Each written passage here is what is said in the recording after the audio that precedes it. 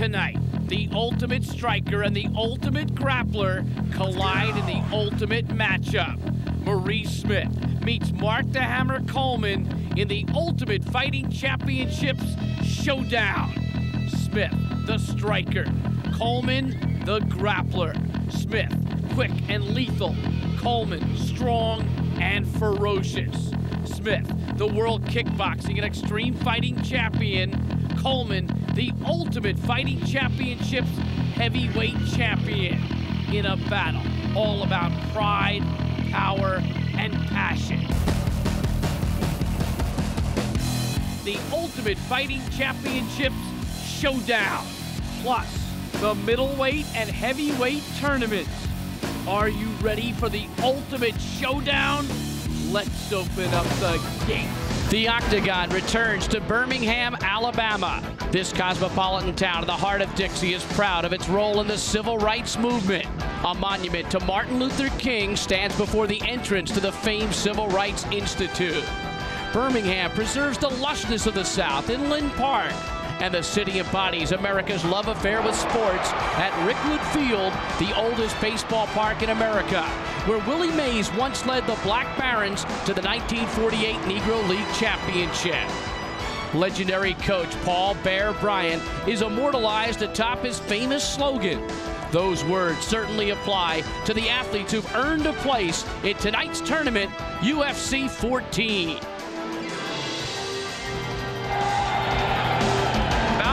Auditorium is alive. A sellout crowd of 4,800 has turned out at the oldest entertainment venue in Birmingham circa 1924. And tonight in the Magic City, it plays host to the original mixed match martial arts tournament, the UFC. Hello again, everyone. I'm Bruce Beck. Welcome to the Ultimate Fighting Championship 14 showdown. Tonight, once again, we feature the double tournament and main event. The double tournament, middleweights and heavyweights. The main event, perhaps the best ever in the UFC, as Maurice Smith challenges Mark Coleman for the heavyweight title. It's a classic matchup of striker versus grappler, but there are some similarities between these two. Both are undefeated in freestyle competition. Both have tremendous wills to succeed, and both are passionate about the UFC. So tonight, the ultimate showmen square off, and the ultimate showdown, it's the UFC. My broadcast partner, the Olympic gold medalist, 1984 Greco-Roman wrestling super heavyweight division at the Olympics in Los Angeles, Jeff Blatnick. And Jeff, both fighters supremely confident something has to give. Well, without a doubt, this is going to be a mammoth confrontation. Opposite styles in terms of discipline, but when you look at them, you're right, Bruce, they're airing an open confidence about their abilities, confidence in their training, confidence in the discipline that they train at, and confidence in their own athletic abilities. And we have a phrase in wrestling, where the head goes, the body follows, and certainly the head game starts the fight. Tremendous talent, tremendous depth in our tournaments tonight. Oh, without a doubt. Kevin Jackson, an Olympic champion in freestyle wrestling, is in the middleweight group, and so is Yuri Varlin. This Russian has over 250 boxing matches, both amateur and professional. And of course, in the heavyweight category, you have Johnston and Horenstein coming back, both very tough customers, but both running into the likes of Coleman or Fry and have been defeated. But Mark Kerr, he is an elite wrestler. He trains with Mark Coleman. They both competed at the same weight class. As a matter of fact, Kerr being a little bit younger, he makes his debut also in the Ultimate Fighting Championship. All right, let's take a look at the brackets tonight and begin in the middleweight division. And there, in the first bout, the mauler, Yuri Varlin, takes on the gorilla, Joe Moreira, and one of America's best in karate meets one of the USA's best in wrestling as Todd Butler battles Kevin Jackson. Now the field of four in the heavyweight tournament. Newcomer Mark Kerr squares off with UFC veteran Moti Horenstein. And then the bull, Daniel Bobish, hooks up with the Fury, two-time UFC semifinalist Brian Johnston. And then in the heavyweight championship bout, kickboxer extraordinaire Maurice Smith meets the undefeated UFC title holder Mark the Hammer Coleman. Well, the third member of our broadcast team, the star of NBC's hit show News Radio, he's a second-degree black belt in Taekwondo. Let's check in with Joe Rogan. How you doing, guys? I'm back here where the adrenaline is thick. The fighters are back here warming up, and it's very exciting. Everyone back here is really pumped up. The appearances of the first-timers like the world-class wrestlers Kevin Jackson and Mark Kerr, everyone's pumped up about that, and everyone's also excited about the return of Joe Moreira and the return of Brian Johnston, and of course, everyone's pumped up about the super fight. It seems there's equal supporters on both sides. It's really going to be exciting, and I'm going to be back here interviewing the fighters as soon as they come out of the octagon, and I'm also going to be previewing the finals of each weight classes. If we need an alternate, I'm going to let you know who it is, and I'm going to let you know who's injured or what's going on and give you the mood of everything back here. Thanks a lot. All right, thank you very much, Joe. Now, if a fighter who wins a bout is unable to continue in the tournament format, an alternate takes his place, and here's the results of the alternate bouts from earlier tonight. In the middleweight bout held earlier, Anthony Strickland took care of Donnie Chappell in 1:35, sinking a choke and forcing a tap out. And in the heavyweight ranks, Alex Hunter bested Sam Fulton in 2:30 as the ref stopped the contest. Now, here are the ways to win a fight in the UFC. You can do it by knockout, by submission, if the corner throws in a towel, if the referee stops the contest because a fighter cannot intelligently defend himself, by disqualification, or if time expires, 3 judges render a decision. So we are set to go at Birmingham, Alabama at the Boutwell Municipal Auditorium. We open up with middleweights. And our first semifinal contest, Yuri Volin against Joe Moreira. And there's a good look at Yuri Volin. They call him the Mauler. Joe Moreira is the Gorilla. And here comes Yuri Volin. He's out of Latvia, now living in Brooklyn, New York. A former European boxing champion, 1992 New York State champion, a World Cup 1987 boxing champion. Well, without a doubt, Volin there has tremendous boxing skills. And he's got an uncanny combination of fists. And there's a look at Yuri Volin. He's a grappler. He's going after Joe Moreira, and he hopes to do it with a lot of feints tonight. First of all, I will make a lot of false attack. He will all the time pay attention for his defense, not for the attack, because I will show different hands starting to attack, and it will be more busy to pay attention for defense himself to attack me. Yuri Volin, one of the first Russian boxers to be permitted to fight in the U.S. And certainly he brings all the skills a boxer would bring. Tremendous punching power, tremendous power in both hands. Has that knockout capability, so if he's able to catch you on the feet, he'll do well. But the problem he has, he's got absolutely no ground skill whatsoever. So look for him to try to keep distance, stay mobile, and throw lots of leather. So Yuri Volin, the Mauler, making his debut in the octagon. He's had 273 fights in 17 years. And there's Joe Moreira, who lost to Paul Marlins in UFC 8, a unanimous decision in the quarterfinals. But the Brazilian Jiu-Jitsu artist comes back tonight. Moreira believes in respecting your opponent. The master grappler says respect plus preparation will be the key to his success in tonight's fight with boxer Yuri Volin in the UFC in Birmingham. I see two tough guys over there. I'm Brazilian Jiu-Jitsu, Brazilian guy too. Fight one from wrestling guy, American guy. I don't saw press about that, so I try to do my job over there. I train very hard for can come back and win for my home. He's got an impressive resume, Jeff, but it all revolves around his work as a Brazilian Jiu-Jitsu stylist. So this is a matchup of opposites, a ground attack specialist against a striker who wants to stay on his feet, the boxer. All right, we're ready for the introduction of the fighters. And right now, let's go up to the man in the octagon, our announcer, Bruce Buffer. Ladies and gentlemen, we are live from the Boutwell Auditorium in Birmingham, Alabama. Tonight, SEG Sports presents the only event of its kind, the only event where 10 of the world's best fighters will compete in the ultimate testing ground, the Octagon.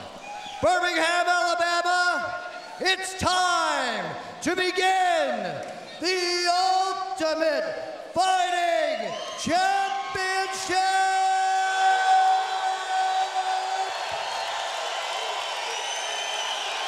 Our first bout begins our middleweight tournament.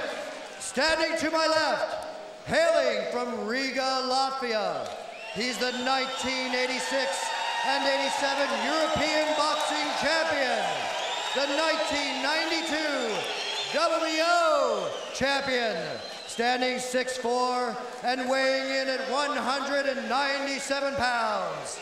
Fighting out of Brooklyn, New York, ladies and gentlemen, please welcome Yuri Vaulin!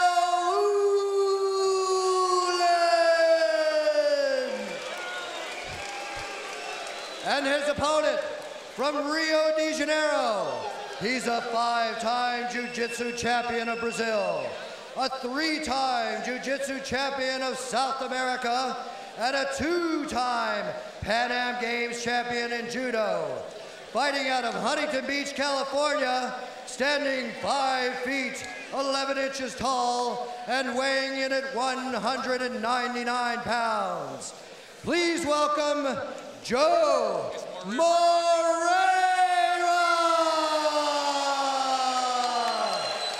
And when the action begins, our referee for the evening is Big John McCarthy! John McCarthy from Camarillo, California, tactical instructor at the Los Angeles Police Academy. 10 years in the martial arts game. He's done over 100 no-rules fights, third man in the octagon, a big presence. And he is good. He is very concerned for the safety of the fighters. Moreira and Vaulin as we get going here in the UFC number 14. And it's a question of distance. If he gets close enough to punch, Moreira's close enough to cinch, and that's exactly what happens. He grabbed an ankle and he took down Yuri Vaulin. Vaulin doing a pretty good job here, keeping his hips sliding, but Moreira should be able to cover the legs, get to a mount. Moreira glad to be in a weight class after fighting Paul Varelans and giving away 105 pounds. And in this kind of a game, it's a slow process. You gain inches at a time, but you do it confidently and patiently, and you eventually put yourself in a position where you can strike.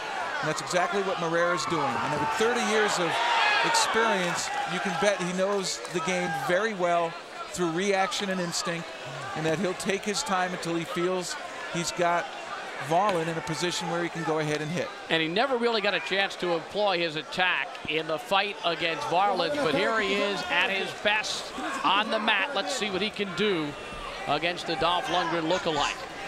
Moreira, 5-time Brazilian Jiu-Jitsu champion and a 2-time Pan American Judo champion. And Moreira working on Vaulin.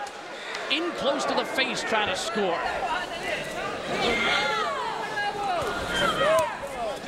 Fighters required to wear gloves now, part of some of the new UFC rules changes, once again with safety in mind. And there's no hair pulling, no strikes to the groin, and most importantly, no kicking when you're on the ground. You can kick on your feet, but no kicking on the ground. Moreira continuing to work on Yuri Vaulin's face. Doesn't want to lose his leverage and balance, but trying to score whenever possible. Without a doubt, and he's doing a pretty good job here, but Moreira definitely is just waiting and taking his time. Doesn't want to blow a lot of energy. He has another fight tonight. The winner has another fight tonight, and if he wins, he wants to have some energy. So he's taking his time and let Vaulin get arm weary by throwing all this leather that's really meaningless. It's not doing any damage, and it's not really helping him get out of his predicament. Vaulin fears no one. He grew up on the hardscrabble streets of Riga in Latvia. You can see Moreira there with his ankles hooked around the legs of Vaulin. That's called a double grapevine in wrestling. And what it does is it effectively grounds out your opponent's hips, keeps them down on the ground. And if you keep his hips down, he's not going anywhere. He's grounded as well. A couple of elbows landed by Joe Moreira. Volin just hanging in there, trying to chop away whenever possible to Moreira's midsection. The chops are never going to get him anywhere. What he needs to do is free his hips first before even thinking about throwing a punch. And by taking all of that energy and throwing it into wasteful punches, he will give Moreira opportunities. 12 minutes plus a 3-minute overtime if necessary in the semifinals and finals. Moreira with a short headbutt.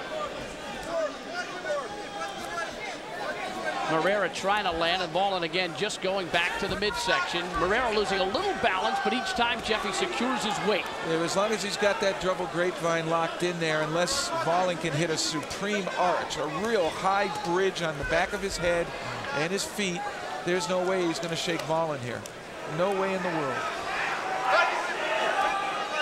He's got to do something about freeing up a leg and turning to his side and cause Moreira to adjust his balance, and as Moreira adjusts, you move again, and it's a game of give and take until the opening's created. There's Alan Goes, the 8-time Brazilian Jiu-Jitsu champion, the Pan American champion, the 5-time Brazilian Judo champion. He's the trainer of Joe Moreira and a heck of a fighter as well. We might see him in future UFCs.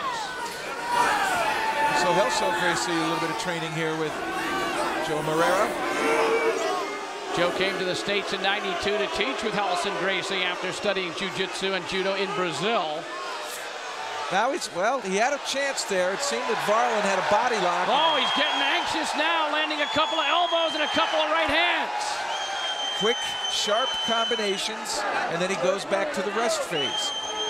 Smart tactic on top, classic Brazilian jiu-jitsu. Jeff doesn't want to tire himself out, but he wants to score. He's scoring, and he's also forcing Varlin to spend lots of needless energy on the bottom with those wasteful punches. Varlin should be concentrating on his hips.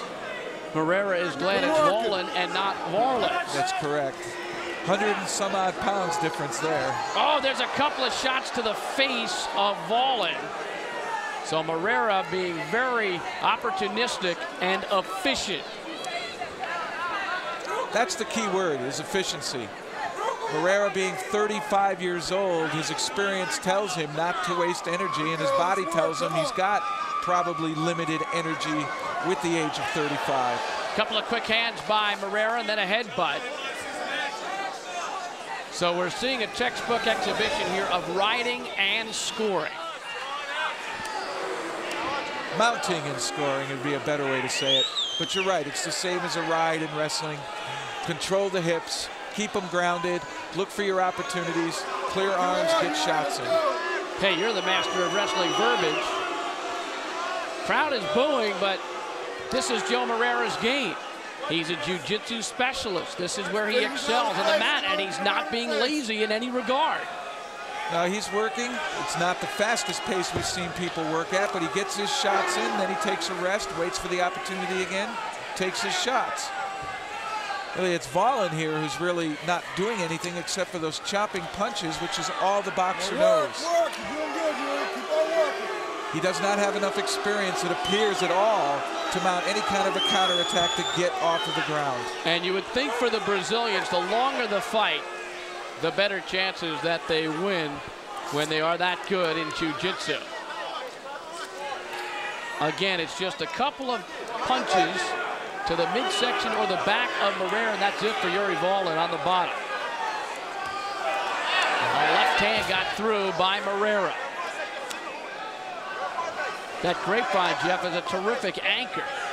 Oh, without a doubt. I mean, Volin cannot move as long as one of those legs is in, hooked around the ankle. He can turn one leg, but he can't get his hips away from being flat. Almost he can't 7 get to minutes his side. Yeah, 7-minute mark, and it's been all Moreira.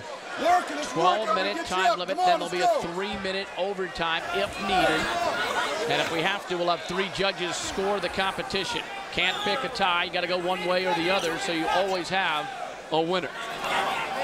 You see Moreira being high in that ride, high in the mount. That keeps really Volin from being able to hit him with any kind of a punch. He's throwing punches over his own head, and how many times has he done that? Moreira raising up briefly, throwing a combination, a couple right hands, scoring, and then coming right back down, closing the distance. And again, he'll wait for an opportunity to strike. Moreira started in the martial arts game at age 5. His older brother got him started, developed a passion for the art, which kept him off the harder streets of Rio. The only Gracie he's ever lost to is Rickson Gracie, who's a good friend of his. And he's fought a lot of Gracies over the years. And I'll tell you something, Jeff, if Moreira wins this bout, it's not going to help him in the final because he's expending a lot of energy here. Well, he is out there for the duration, but as far as expending energy, no. He is in the top position. He's not having to carry any weight. His legs are locked, his knees are wide, so he's got a good base, so he's not really having to scramble at all. It's just a matter of how much energy he throws into those punches. He's been highly efficient. You said that word. That's exactly what this 35-year-old is accomplishing. Are we seeing from Wallin lack of a game plan or guts? We're seeing from Varlin lack of experience in ground attack, and that's purely based on the fact that this man has got 273 boxing matches. Incredible boxer, but it's not enough in a mixed martial arts competition, and he's finding that out the hard way here, spending the entire time on his back and the frustration of not being able to bring your strength to bear, the skills of punching. So we're almost 9 minutes into this 12-minute period. Wallin needs to arch his back. He needs to go up on his head and try to literally buck Moreira off. Get some distance between the hips, and maybe then he can turn his hips and start a scramble where he might be able to get back to his feet. But as long as he lets his back lay there and Moreira keeps a single grape, at least one of those grapevines in, he is not going to be able to get off his back. He's going to have to continue to fight this kind of fight. Well, Moreira is known for submissions, particularly arm bars, but he hasn't seen any opportunities, and Big John McCarthy is going to restart the fighters, and he's got that ability as the man in the octagon to restart if there's a lack of effort, a lack of movement by either of the fighters or by both, essentially, and that's what John's doing here. So it's a restart. Here's a chance for Wallin. He's got to try to get a punch in on his feet. Well, at this point, yeah, he's going to have to be careful now. Is he so tired and frustrated that he's just going to throw bombs and let Moreira get into him again? Or is he going to be patient, try to measure Moreira, hit some jabs, throw some combinations from the outside, and work hard to set him up, not look for just one big punch? Well, let's see if the boxer can score. He's got to be opportunistic, but nope, there goes Moreira. Takes him down immediately, goes to the side mount.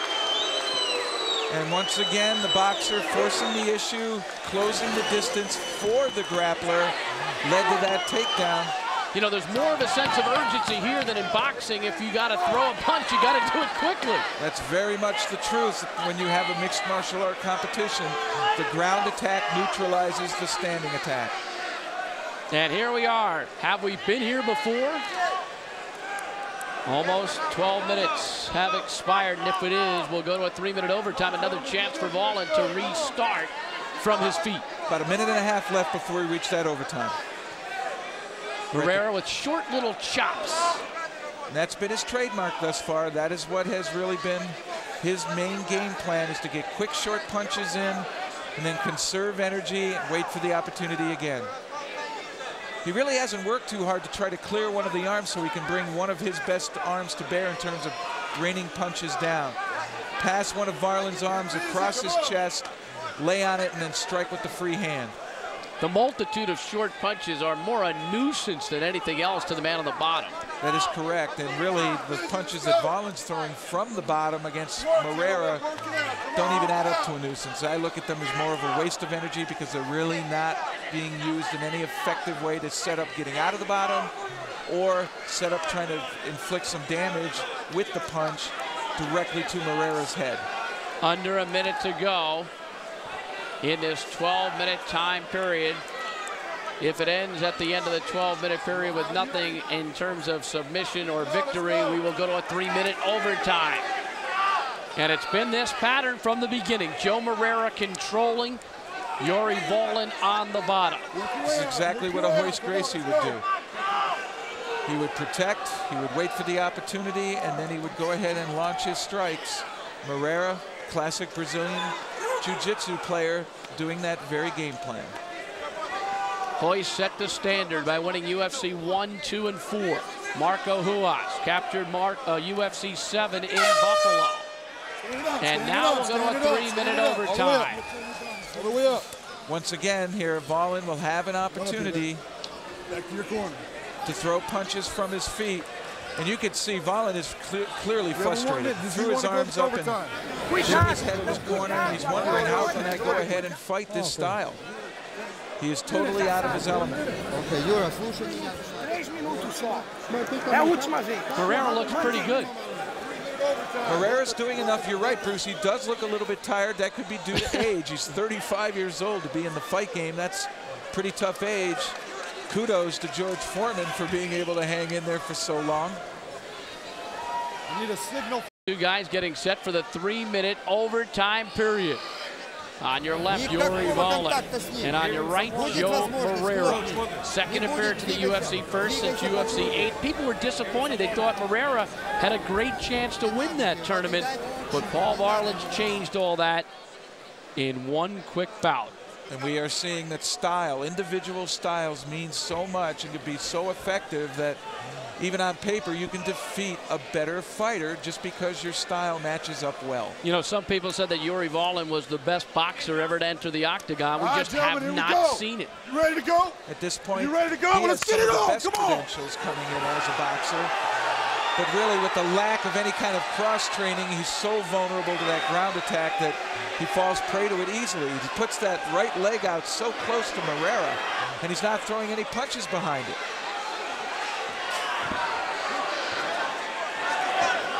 Wallin, and there goes Moreira.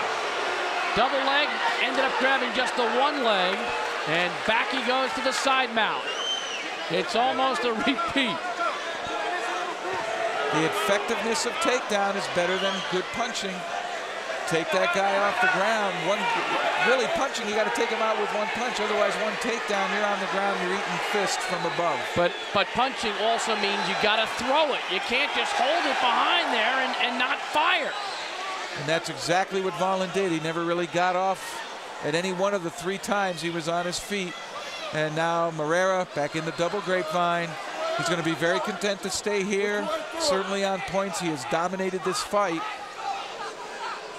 He'd probably like to end it just to conserve some energy, but what I think we'll probably see him do is be content in his performance thus far and just ride Wallin out and end the fight. Todd Butler, Kevin Jackson just ahead as the middleweight tournament will continue. You've got to win 2 in one night to win the tournament.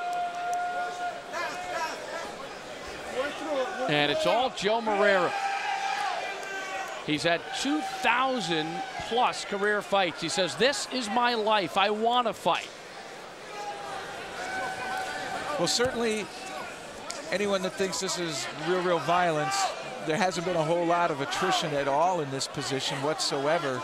This is skill. This is the difference in disciplines being played out by these athletes. And in this particular scenario, the jiu-jitsu player is dominating the boxer.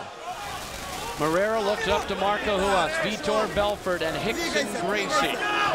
And following the classic Brazilian jiu-jitsu stylists of the past, should be on his way to winning a unanimous decision from our judges here tonight. 3 judges will render the decision. Smart fight by Moreira. Very smart fight by Moreira. Didn't get overly aggressive. He's going to conserve some energy. He'll have some great time to be refreshed for his next fight. And best of all, he's very composed. He's not losing it. He doesn't feel he's had a bad performance. He knew what his abilities were, and he used them to the maximum potential that he could. Well, that octagon has 750 square feet of space, 32 feet across. They didn't need much more than about 50 square feet of space for this one. Well, really, I think Moreira could have had the opportunity to hold Wallin in even a smaller space than that. So dominant are his grappling skills over the boxer. Final seconds of overtime. And that is it.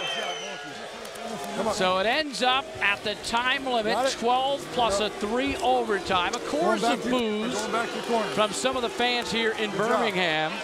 Wallin did what he wanted to accomplish, I guess, which was last the 15 minutes. And Marrero did what he wanted to do, which was win. And I'm sure it will come out that way. Michael DePasquale Jr., Jeff Mullen. It's okay. You did a good job. You're a tough Michael Flott will give the tough man, buddy. decision. Bruce Buffer, our Octagon announcer, will take us through the procedure where the judges render their choice. And to me, Jeff, this is a no-brainer. Well, up to now, we haven't had many crazy decisions in the UFC where there was a close fight or a fight that we thought somebody dominated and it wasn't the decision we expected. Let's go to Bruce Buffer. Ladies and gentlemen, after overtime, we are forced to go to the judge's decision. We have a unanimous decision for the winner, Joe Moreira.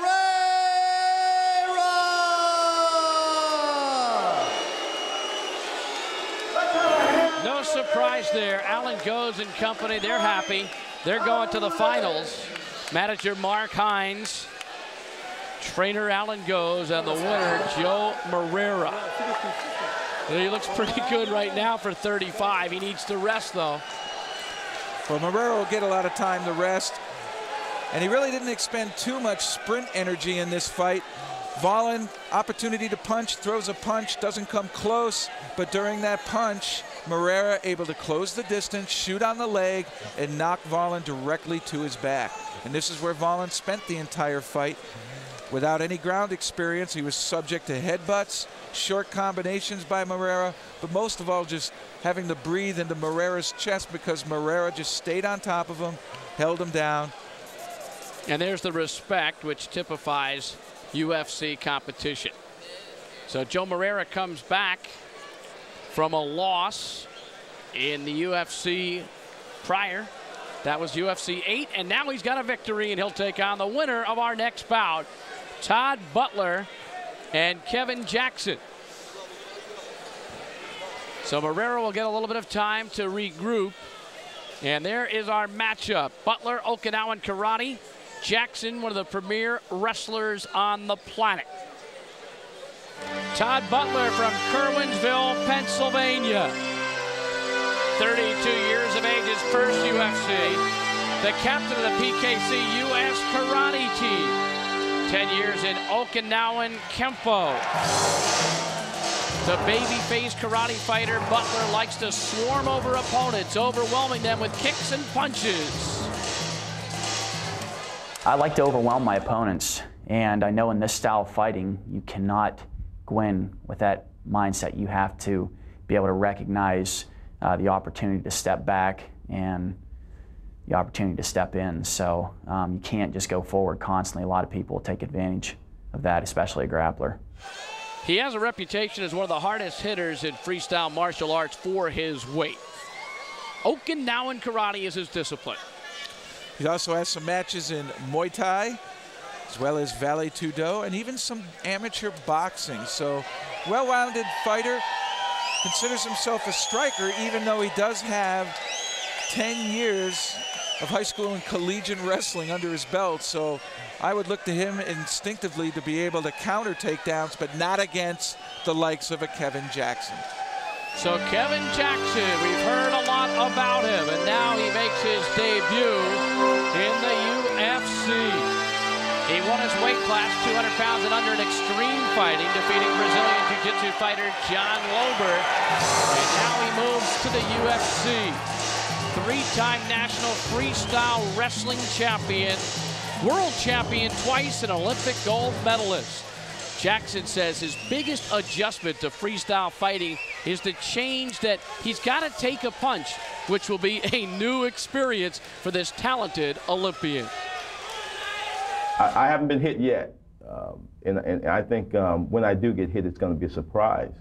I've been hit in practice, I've been hit training, but I don't know if you ever get used to being hit, or I don't know if you ever know if you can really take a punch until it actually happens. I've never had to. I think he's just being honest, Jeff. Well, without a doubt, you're not allowed to strike in the sport of wrestling, but I would definitely think Kevin, with his freestyle wrestling background, the fact that he is one of the world's best wrestlers at his weight class, Olympic champion, World Cup champion. Tremendous stamina, tremendous skill.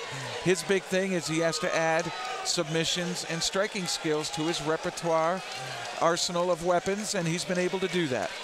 Tail of the tape for these fighters in the middleweight division, which means you must be under 200 pounds. It has brought the little man back to the UFC, and both guys tipping the scales at 199 pounds, and both are 32 years of age. Butler a little bit taller. It's Curwensville, Pennsylvania against Gilbert, Arizona, which is where Jackson fights out of. He was born in Highland Falls, New York, and he now lives in Lansing, Michigan. So we're set for the introduction of the fighters for our second middleweight semifinal of the evening. Back we go to Bruce Buffer. Our second bout of the UFC 14 middleweight tournament begins with the fighter standing to my left.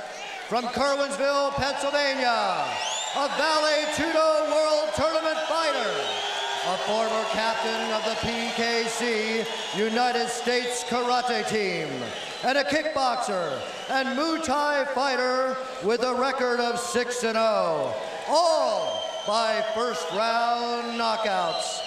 Standing 6'1" and weighing in at 199 pounds, please welcome to the octagon, Todd Butler! And his opponent, a 1992 Olympic gold medalist, the 1991 and 1995 world champion wrestler. He's the Pan Am Games champion for 1991 and 95, and a three-time national freestyle wrestling champion. He's from Lansing, Michigan, fighting out of Gilbert, Arizona, standing 5 feet 10 inches tall and weighing in at 199 pounds. Please welcome Kevin Jackson!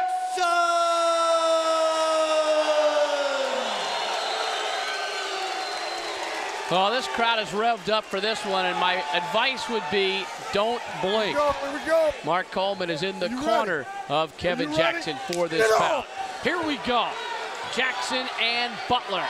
Well, if Butler is as good a striker as his credentials live up to, the question is going to be, once again, how does the grappler get inside the striker's punch to seize the legs and take down? Jackson has his hands high. And Butler backing up a little bit. Butler using motion, trying to draw the grappler to him. Pretty good tactic. A lot of times the strikers in the UFC have gone after the grappler, which I don't think has been as effective. Make the grappler come after you and read the movements and launch attacks, launch strikes. Jackson showing a lot of patience. Butler up on his toes. They're now in a clinch. Now Butler should have enough wrestling background to possibly fend Jackson off, or at least limit him enough to get some strikes in, but Jackson bull rushing him into the fence now. He has an underhook in. He'll look to pick up that near leg. Butler using that overhook like a wizard, doing a nice job of countering. And there it goes. Turns him over.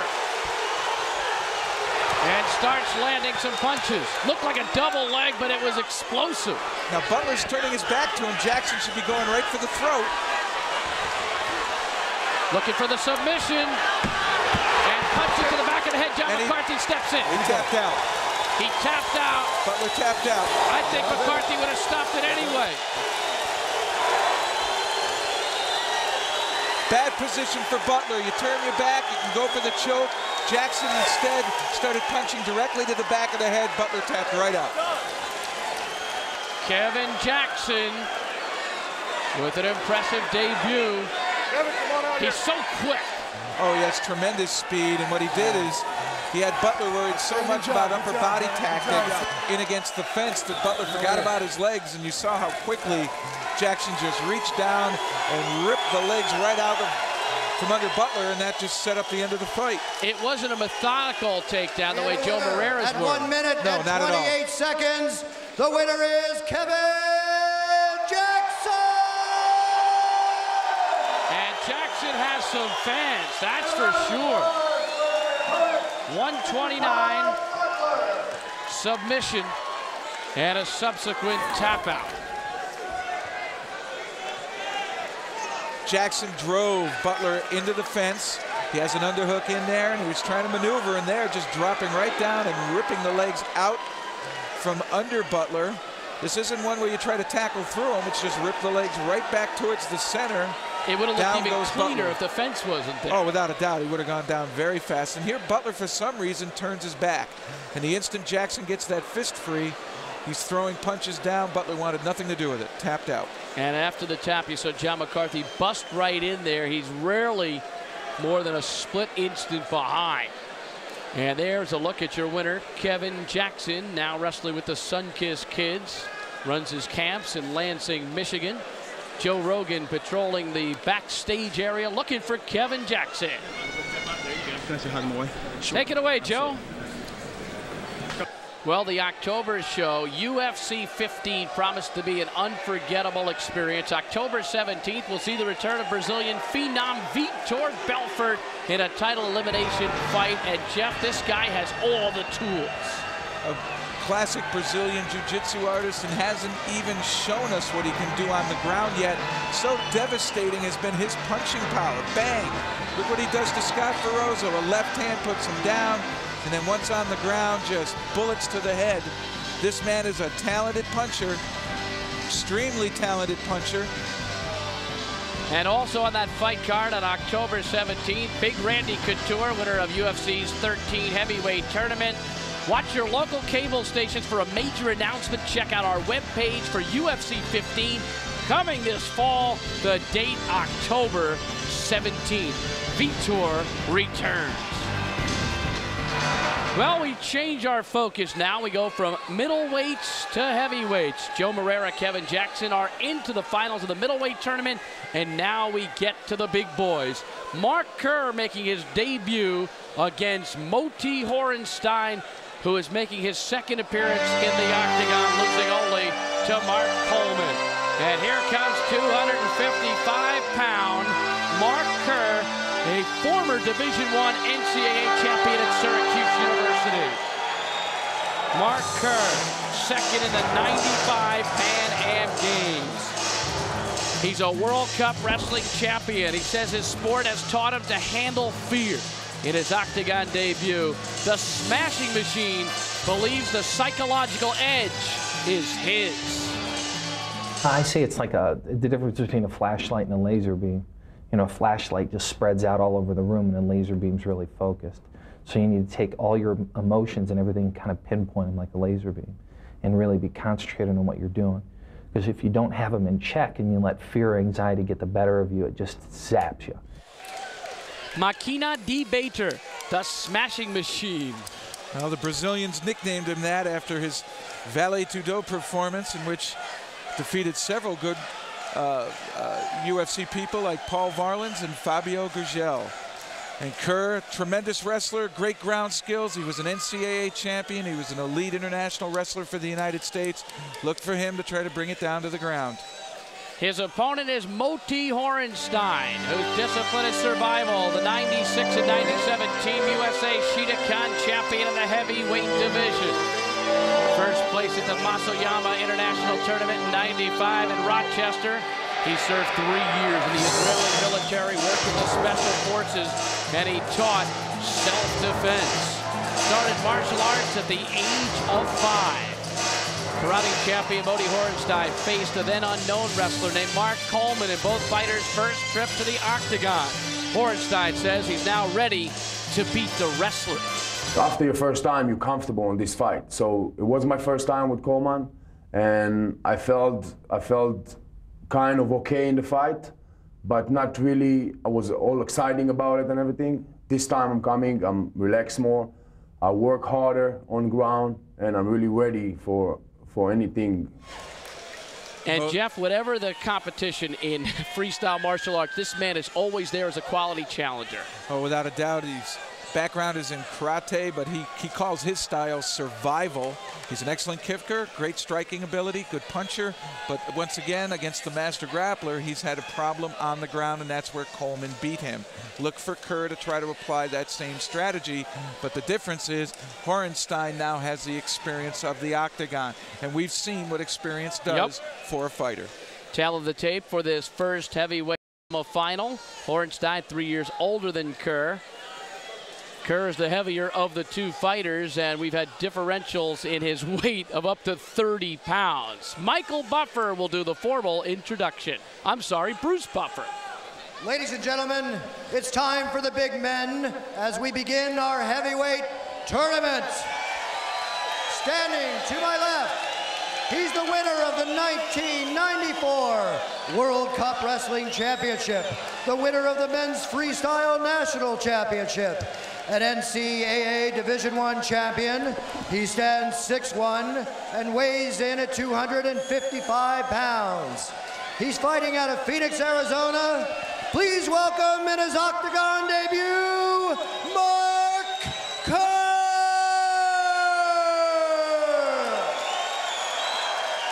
And his opponent, hailing from Ra'anana, Israel, and fighting out of Spring Valley, New York. He's the winner of the 1996 and 1997 Shidokan Heavyweight Championship, the former kickboxing champion of Israel. He is also a winner of the Mas Soyama International Tournament. Please welcome at 6 feet 2 inches tall and weighing in at 217 pounds, Moti Horenstein.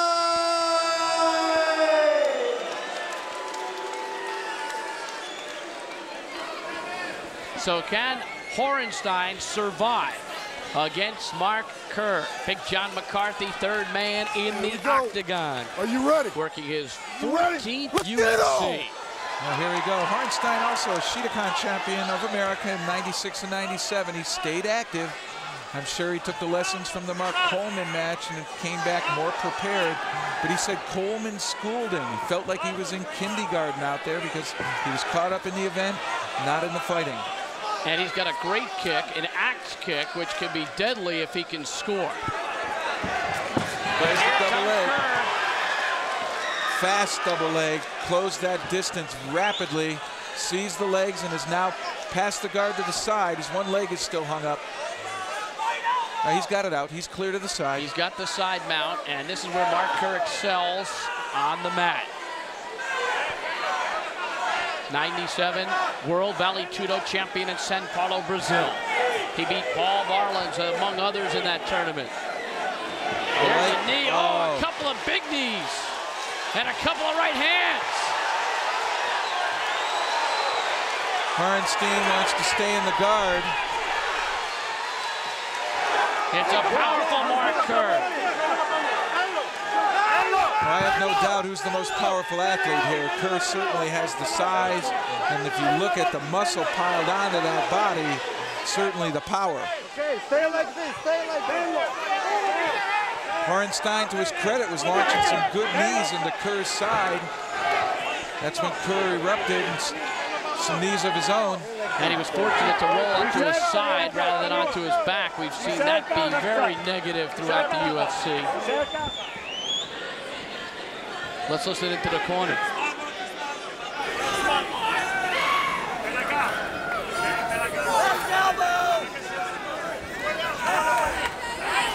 And Kerr with a right hand and another right hand. Oh, Horenstein's in trouble here. Took some punishment there. He's unable to stop Kerr. He's not hanging on to Kerr's head to try to keep the grappler from raising up and then striking. Kerr is managed and trained by Mark Coleman, and he's showing a lot of Coleman. Boy, he can punch. Again, a couple of blows, and McCarthy steps in because Moti Horenstein was basically defenseless. The ground and pound attack of the grappler overwhelmed the striker, Moti Horenstein. Kerr, tremendous double leg takedown, some good knees, and then once he got to that mount position, Morenstein had no way of stopping the punches from coming in. At 2 minutes and 23 seconds, Mark Kerr! I'll tell you, Jeff, he showed some pretty good punching skills, much more than when Mark Coleman first entered the octagon. Oh, I really believe that Mark Kerr believes that to be a great fighter, you have to be well-rounded in all skills. Coleman, the elite wrestler, still competing or still wanting to compete in wrestling, has kept to his discipline, but he too has showed signs that he wants to open up and learn some submission and some more striking. Well, he's been touted as Mark Coleman plus. Coleman's skills and ferocity coupled with good leg kicks and terrific submissions. Well, he certainly can close the distance with a double leg takedown. Look at how fast he's in there. Good head position. Modi had no time to go to a guillotine choke, even though Kerr's head appeared to be vulnerable for a second there. But then once on his back, he wasn't able to keep Kerr from raising up, getting space to launch those kinds of strikes. And despite his efforts gallantly to avoid the strikes, Kerr was able to just keep raining him down, and there, the honor after the fight. So another wrestler that does extremely well, Joe Rogan with Mark Kerr. I'm here live with Mark Kerr. Mark, congratulations. Looks like you took your time in the beginning in a beautiful double leg, and then from there it was all you. Yeah, I just, you know, going out there, I knew I had to get him off his feet. So, getting down on the ground so I can control him. It's all good. What did you think about him wearing a gi into the bout? It's kind of confusing. I'm not sure why you do it, but, you know, his discipline is sometimes he does wear a gi, so maybe he's a little more comfortable. Well, congratulations on a very successful performance, and good luck in the finals. Thank you so much. Thanks a lot. Appreciate it. Also, we have late breaking news right now. Joe Moreira is not going to be able to continue. Dr. Istrigo has checked him out, and there's something wrong with him, and we're going to find out what that is later. But he's not going to be able to fight in the finals, so we're going to have to go to an alternate. Okay, thank you very much, Joe Rogan. So Moreira will be out of the championship bout in the middleweight division. And it will be Strickland because of his victory earlier over Chappell, and that was why the alternates battle. Strickland won in 1:35 on a tap-out choke, and he was victorious over Donnie Chappell. So Anthony Strickland, the jiu-jitsu and kickboxer, moves in, replacing Joe Moreira, and he'll be taking on Kevin Jackson in the final. And I really think Strickland's the real deal. I think he's going to bring a lot into the octagon to challenge Kevin Jackson. He certainly showed that he's a warrior. He likes to go down to the ground as Jackson does, and he's well versed in jiu-jitsu, which means he knows the guard, which may present Kevin Jackson, if he does get a takedown, a little bit more of a problem on how to pass it. But we've got some other business before that. And up next, our second semifinal in the heavyweight division. It'll be Daniel Bobish against Brian Johnston, and plenty of fury in this one. Daniel Bobish is big. A lot of the guys here this week were impressed with his size. They said he is a big customer. Well, they call him a bull for the reason. Take a look at the width of those shoulders and the thickness of that chest.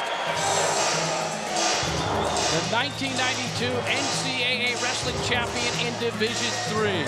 And for gargantuan grappler Daniel Bobish, the key to a successful fight lies in one word: versatility. The big man is strong, quick, and agile. He kicks, take him down. I can stand on my feet and strike. When you kick, it's hard to throw a punch. You're off balance. But I've been working on my kicks also. So with being able to wear the wrestling shoes and kick, I'm looking forward to maybe throwing a few kicks myself.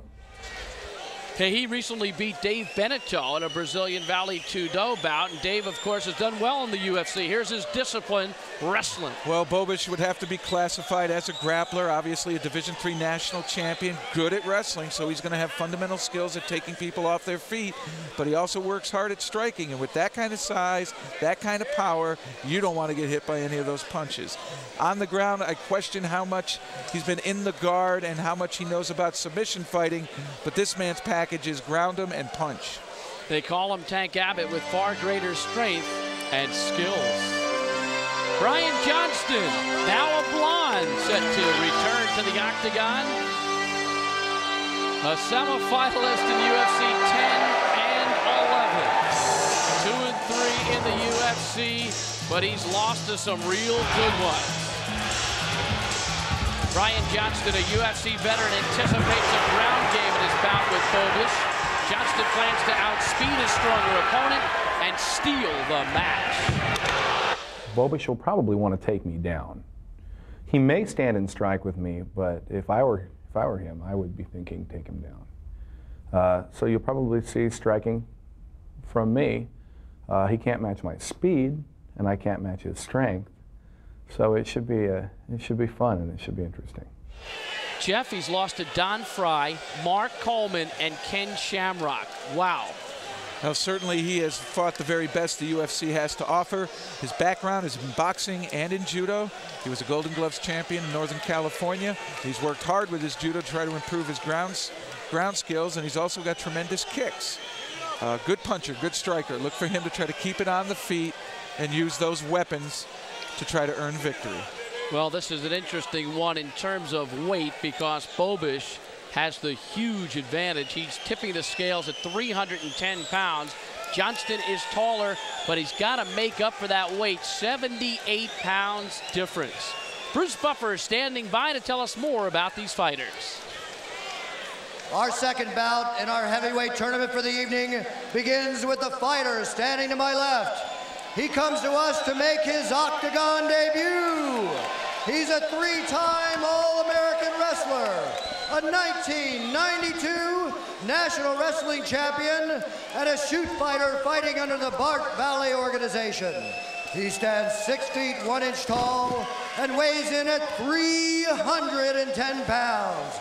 Please welcome from Cleveland, Ohio, Daniel Bobish.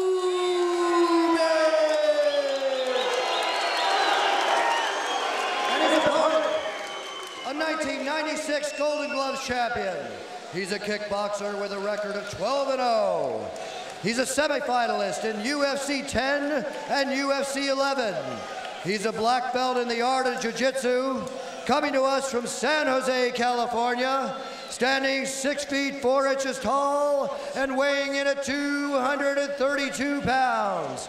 Please welcome, in his return to the octagon, Brian Johnston! And it is a slimmed down Brian Johnston.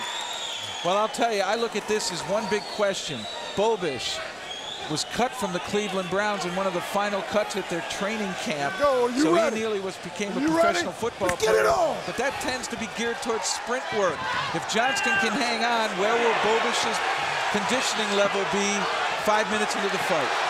And both are landing some blows. Right hand by Bobish, just missed, but he backed up Johnston. And now they get into a clinch along the fence. Well, it seemed that Johnston didn't want to strike anymore. They were both throwing heavy leather. Right hand by Johnston. A right hand by Bobish. Not textbook style, but both guys scored. Johnston's throwing real heavy leather instead of jabbing and moving, possibly trying to wear Bobish out. Bobish tried to pick him up, finally turned him over. And he's pushed up against the fence. Johnston's going to have all kinds of problems trying to move in that guard position. Come on, that's it. That's it. Keep right there. Keep your position. Keep your position. Johnston's head is up against the chain link fence. Work inside. Get your hands inside. Headbutt. Work inside. There. This takes a lot of energy. Bobish is up on his toes, so he's carrying his own weight. Keep your head in there, Danny. And that's 300 plus pounds. Question's going to be, can he have the endurance? Johnston's got good quickness. He may try to make a move, but he's got to somehow get rid of that weight. Well, he's covered up. He's not getting really hit with any of that. But I'm saying it's tough weight to reverse. Oh, without a doubt. I mean, he's not in a good position here to try to escape because he's limited in one direction. And that's right into the power of Bobish, straight back into him. So he really can't move. He's going to have to wait for Bobish to get too high or throw too big of a punch and have a follow-through, and there's where you go ahead and let that momentum go by you, and then you start to scramble to try to get back to your feet. Jeff, it's clear that Bobish is a nose tackle. Yeah, well, right now it certainly seems that way. He's sticking his head right in there. I mean, these two guys are practically looking into each other's eyes right here. And there's a tap out. I believe Brian Johnston tapped out. His head was sideways, the forearm of Bobish up against the throat. He might have been choking him. Might have been a side choke. Literally by leaning pressure alone. Bobish was just too big of a man for Johnston, who trimmed down in an effort to be better in the octagon. But he was up there against a monster. Here's Bruce Buffer. We have a winner by tap out at 2 minutes and 11 seconds. And the winner is Daniel Bobish!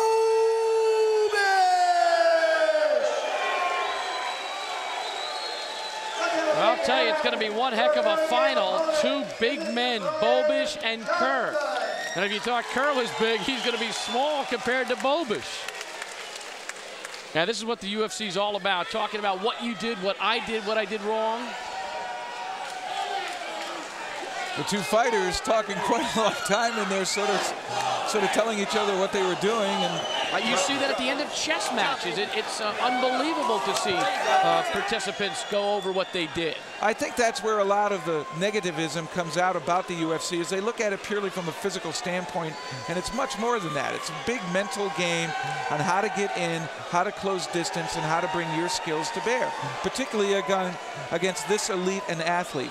But it was right in here in which Bobish puts that forearm, you can see it there, across the neck of Johnston, and he'll continue to lean on it, and all that pressure with the 310 pounds in addition to that, leaning in on the side of the neck of Johnston there, you can see where his neck is kinked, was enough to start to cut the air or a blood choke and lead to the tap out. And here's the end of the fight. See if we can see the tap out. There it is. Right there on the back of Bobish. You could clearly see Johnston's hand. And the celebration by Daniel Bobish, kind of a composed celebration, knowing that he's got some work ahead. But I thought that was a marvelous moment when we saw the two athletes discussing what they did, similar to Gary Kasparov and Vishy Anand after a major chess match. Oh, without a doubt, that's exactly what this game is. It's a mental game. You better have done the physical work to be prepared to carry out that mental chess match in the octagon. UFC 3 in September of '94 in Charlotte, when he defeated Harold Howard in 1:27 for the title. So strange things can and will happen. Well, the UFC train rolls on. Anthony Frecklin and Kevin Jackson for the middleweight title tonight in our tournament. And Frecklin can punch.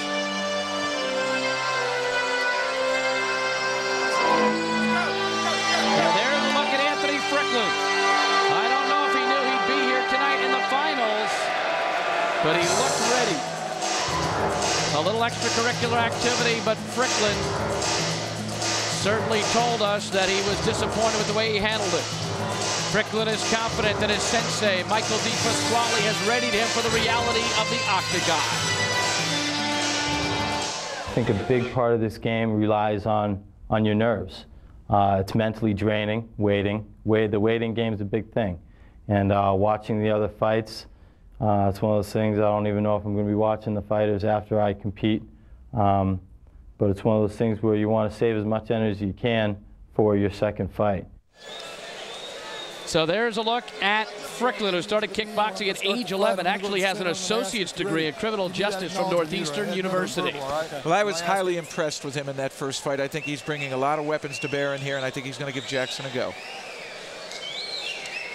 The man that he will face has some impressive credentials. Kevin Jackson, Olympic gold medalist in 92 at 180.5 pounds or 82 kilos. Two-time world champion. Jackson says a key advantage for wrestlers is their superior conditioning. It's part of the sport. Fatigue is part of the fighting game. I've seen many guys submit just because they were tired in this sport. I don't see that occurring with the wrestlers, but I see it occurring with other fighters. So 2 fights is very difficult. Well, he has studied jiu-jitsu submissions well enough to know how to avoid getting caught in a submission. Might even try a few of his own. He choked out John Lober to win an extreme battle, but basically he's a pure wrestler. Here's a look at the tail of the tape. Jackson 6 years, Strickland senior, but he's in excellent condition. Jackson 13 pounds heavier. Coming in from Arizona, Strickland from Rivervale, New Jersey. The UFC 14 Showdown middleweight tournament final. Anthony Strickland, an alternate, against Kevin Jackson. One bout for the title. Bruce Buffer is standing by for the introduction of our finalists. Let's go up to Bruce. Ladies and gentlemen, this will determine the champion of the UFC 14 middleweight tournament. Beginning with the fighter standing to my left. He's from Boston, Massachusetts. He fights out of the Yoshitsune Dojo in Rivervale, New Jersey. He holds a black belt in Shotokan Karate, American Karate, and Yoshitsune Jiu-Jitsu. With a record of 11-2-1 in amateur competition, he stands 5'10", weighs in at 186 pounds. Please welcome to the middleweight final, Anthony Strickland.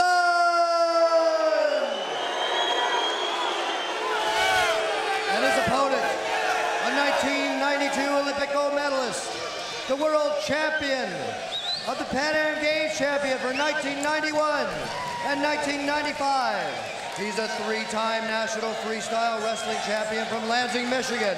Fighting out of Gilbert, Arizona, standing 5'10" and weighing in at 199 pounds.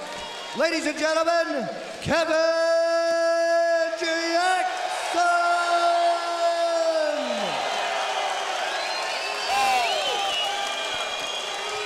Our first title bout of the night.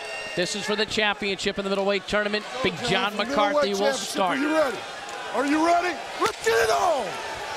Jackson against Strickland. Well, the question will be is what can Strickland do from his back? Oh, what a quick move by Jackson. Jackson's going to be able to looking for a choke situation here. Looking for a quick choke is Jackson. Lost the grip, goes back in. Look for him to do what he did in the last fight, start to throw punches to the back of the head. He threw two, McCarthy's close by. Strickland not in a good position, an unenviable spot on his stomach. And I'm sure as a Brazilian Jiu-Jitsu artist, he's used to getting the takedown. Here against a wrestler, he was unable to do so.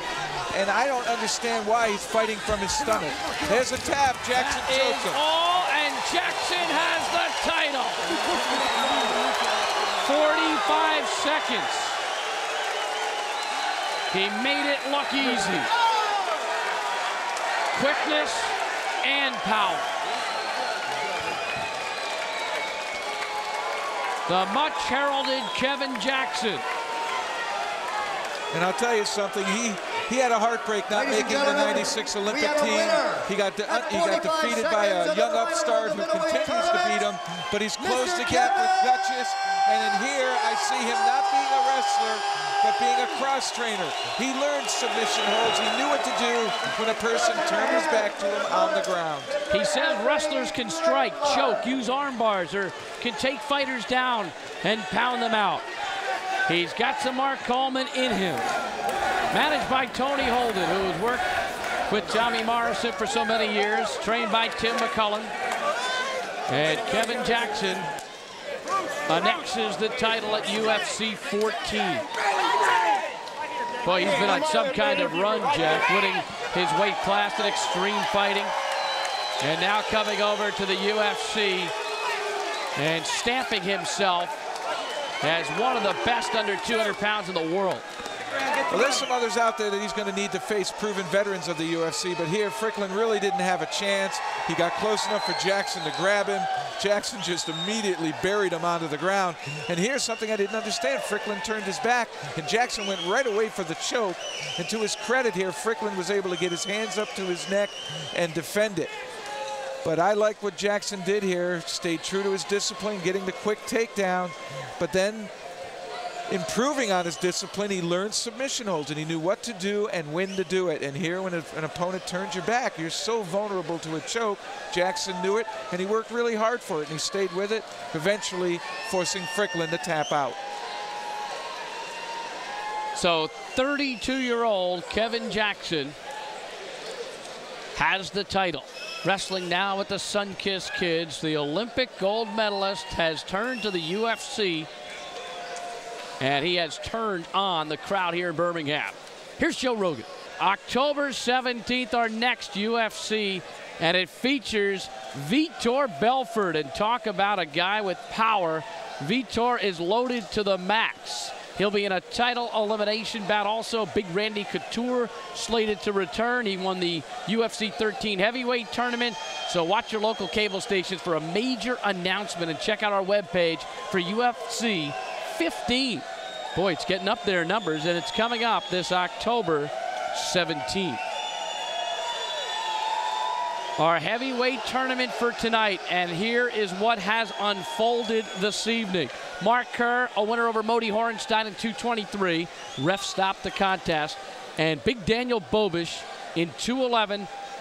Brian Johnston tapped out. McCarthy said his head was up against the chain link fence, and it was just curling into the fence, and there was nothing he could do but submit. Let's go back to Kerr's battle, Jeff, with Moti Horenstein, and a pretty good showing by Mark Kerr. Well, he got the takedown right away. Johnston tried some knees of his own, which encouraged Kerr to do some big-time kneeing, but eventually Kerr would get on top and just hammer Horenstein into defeat. John McCarthy stopping that fight. It was clear that Kerr dominated. And then Daniel Bobish with the win over Brian Johnston. Johnston came on his feet. They traded punches, but once Johnston hit the ground, it was all Bobish. Bobish drove him into the fence, had a forearm across the throat, bending the head into the fence. Johnston tapped out.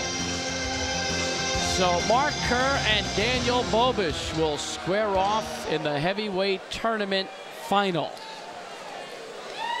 There's a look at the two bruisers, and both are wrestlers, so that theme continues tonight. Mark Kerr will be the first man heading to the octagon. Part of Mark Coleman's Hammer House. He's Coleman's training partner for this UFC. He won a state championship in high school, an NCAA championship in college, and then the freestyle champion in 1994. Mark Kerr is confident that his acumen as a takedown artist and world-class grappler will be his secret to victory.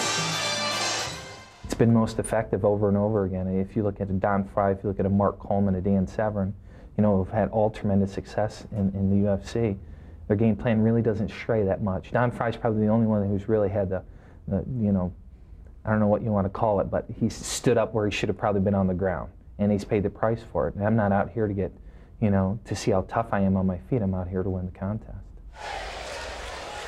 Mark Kerr, 255 pounds officially, and some have said he's as low as 225, but I have been told that it is 255 for tonight's action. I can guarantee you, Bruce, he's weighing 250 pounds. I've seen Mark Kerr when he was down at 100 kilos as an amateur wrestler trying out for an Olympic team. He finished second alternate. He was the first alternate for the team, and this man is put together right now. He has really built himself up. And he always says, I want to fight smart. Here comes his opponent from Cleveland, Ohio, and he's 55 pounds bigger. Daniel Bobish, the NCAA wrestling champion, Division III at Mount Union College in Alliance, Ohio. First NCAA champion from that school. And although a newcomer to the UFC, Bobish feels his freestyle fights in Brazil will help. Now, I think my fights in Brazil that I went to were more intense than the atmosphere it's going to have here. When you go to Brazil, you're sort of the fear of your life. You want to say 6,000 screaming Brazilians, and you're only 4 Americans there, and they're all around the ring. Here, it's my territory.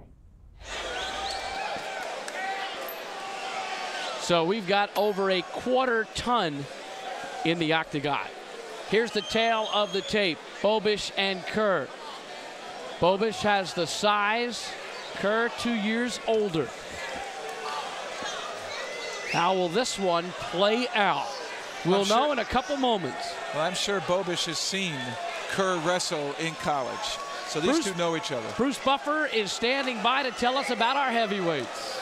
Ladies and gentlemen, the UFC is truly international. We are pleased to have with us, all the way from the Republic of Kazakhstan, Mr. Bulat Bergaliev. We hope to someday take the UFC to Kazakhstan. Please welcome Mr. Bulat Bergaliev. And with him, the chairman of SCG Sports, Mr. Robert Meyerowitz. And now, this is the event that will determine the winner of the heavyweight tournament. Beginning with the fighter standing to my left. He's the winner of the 1994 World Cup Wrestling Champion. He's the winner of the men's freestyle national title and NCAA Division I champion. He stands 6 feet 1 inch tall and weighs in at 255 pounds. Fighting out of Phoenix, Arizona, ladies and gentlemen, welcome Mark Kerr.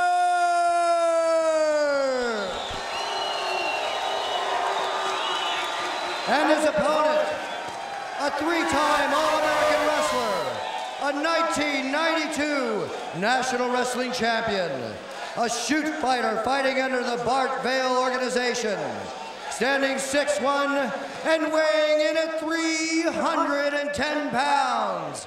Ladies and gentlemen, from Cleveland, Ohio, Daniel Bobish.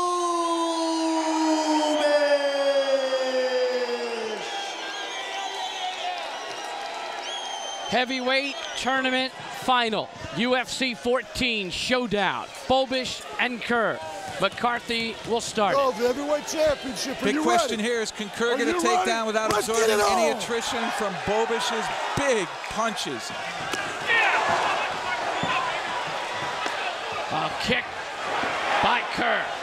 And Kerr's measuring him. He's waiting for Bobish to rush him too quick, and he'll take a double. Those were some heavy kicks. Bobish in pretty good counter here, but Kerr, the superior grappler, gets the takedown. He's got that single leg and he's working it. A knee to the head of Bobish. Conditioning could be a huge factor here. Bobish designed more for sprint. He was a Cleveland Brown tryout, cut from their final camp, but certainly was in the running towards being an NFL athlete.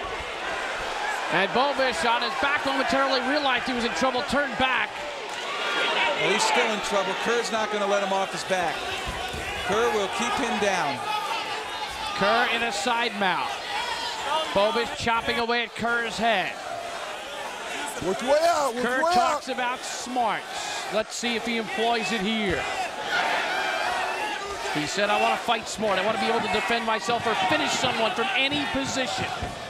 Well, he's going to take his time. We saw this with Randy Couture in the last UFC. He's just going to wait it out, let the big man struggle, resist. And one thing about Bobish, as a wrestler, he doesn't like being on his back. It's instinctive not to be there. Kerr showing good movement. He jumped across to get more freedom of movement. Bobish readjusts, he's tapping out. That's it. Now we've got a champion in Mark Kerr. Stay right there. Stay right there, man. I understand. Stay right A minute 38 to tap out. Doctor coming in. Stay right there, man. Bobish is shaken up. Kerr gets the title. In his first UFC, Mark Kerr, the NCAA Division I champion at Syracuse, where he beat Randy Couture in the final. Couture at Oklahoma State at the time. And Couture the champion, and right now the attention being given to Daniel Bobish. And the crack medical staff, Dr. Richard Istrigo, Dr. Stephen Goodman, attending to big Daniel Bobish. He's up. There appears to be a problem around his left eye.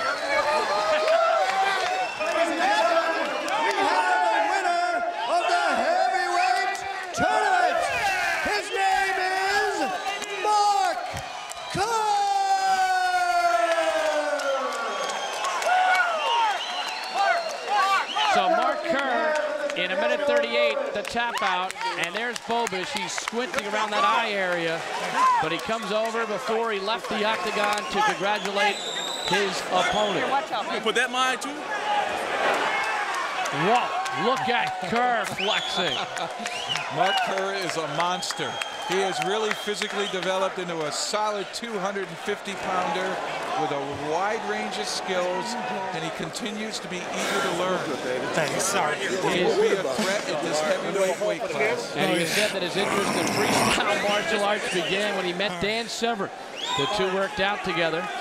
And then he had a relationship with Mark Coleman, who he wrestled in high school and college, so he's been around some good ones. Jeff will look back.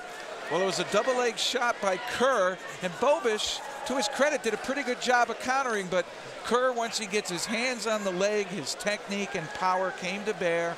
He circled off balancing Bobish, bringing him down. Once he got him on the ground, he looked for the mount. There in the middle there, he was sort of basing out, getting a feel, letting Bobish try to swing some wild punches that really weren't going to be any effective.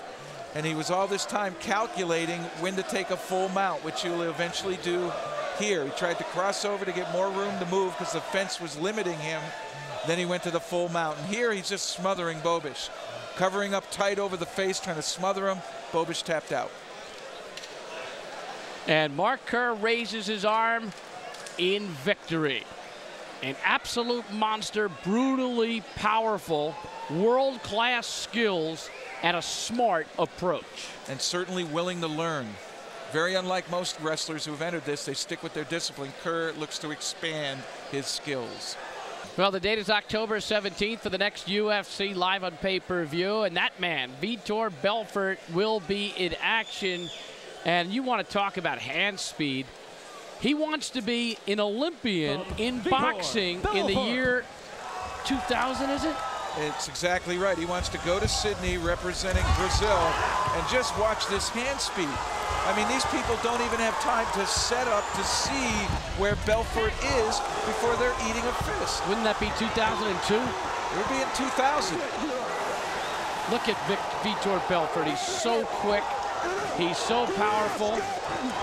And there's Scott Barroso, who we know has a lot of ability, and Vitor was just unstoppable. And even Tank Abbott. Every time Tank Abbott picked his head up out of his arms trying to block his head, he was getting nailed. We've got one fight left tonight in Birmingham, Alabama, the Magic City. We're at the Boutwell Municipal Auditorium, which opened in 1924, and it's Maurice Smith and Mark Coleman for the heavyweight championship belt that Mark Coleman currently owns. There is the challenger, Maurice Smith. He's never lost a championship fight. His discipline is kickboxing, also Muay Thai.